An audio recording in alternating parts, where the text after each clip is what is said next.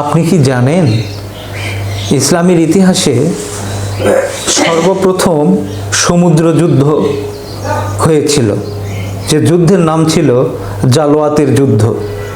ইসলামের ইতিহাসে মর্মান্তিক এই সমুদ্র যুদ্ধ লেখা আছে, যার নাম জালোয়াতের যুদ্ধ।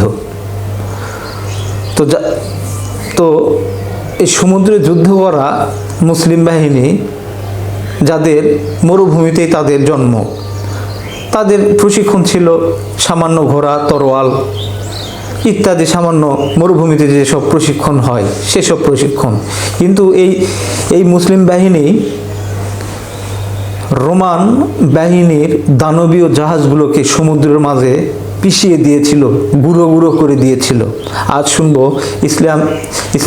ইসলামের ইতিহাসের সেই মর্মান্তিক সত্য ঘটনাটি, যা আপনার বিবেককে নাড়িয়ে তুলবে। হযরত ওমর রাদিয়াল্লাহু আনহু খেলাফতকালে রোমানরা বারবারই মুসলমানদের উপর সমুদ্রপথে আক্রমণ করত। ওমর রাদিয়াল্লাহু আনহু মুসলিমদের জীবন বাঁচাতে তিনি কোনোভাবে সমুদ্র পথে যুদ্ধ করতে রাজি ছিলেন না, কোনোভাবেই রাজি ছিলেন না। কারণ তিনি ভয় পেতেন যে এই সমুদ্রের বিশাল জলরাশির মধ্যে মুসলিমরা কি হবে, কি করবে তারা। তো এই ভয়ে তিনি রাজি হননি। কিন্তু যখন হযরত ওসমান রাদিয়াল্লাহু আনহু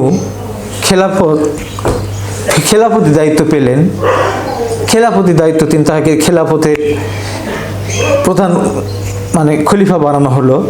তিনি দেখলেন রোমানদের মোকাবেলা করার জন্য একটি নৌবাহিনী অপরিহার্য প্রয়োজন, জরুরিভাবে প্রয়োজন এই রোমানদের আটকাতে গেলে। তো তিনি সাহাবীদের নিয়ে শুরু করলো এক অসম্ভব কাজ। মরুভূমির মানুষকে যুদ্ধ জাহাজ বানানো এবং সমুদ্রে কিভাবে যুদ্ধ করতে হবে, কিভাবে প্রশিক্ষণ দিতে হবে, এ নিয়ে মাত্র কয়েক বছরে তৈরি করা হলো ইসলামের ইতিহাসের সর্বপ্রথম একটি নৌবাহিনীর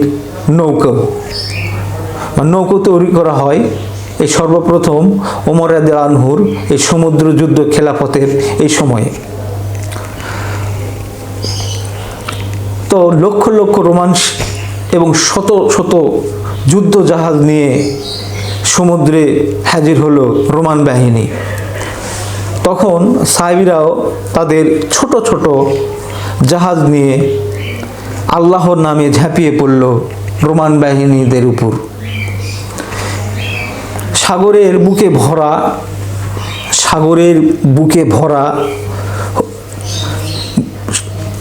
শুরু হলো এক ভয়াবহ যুদ্ধ,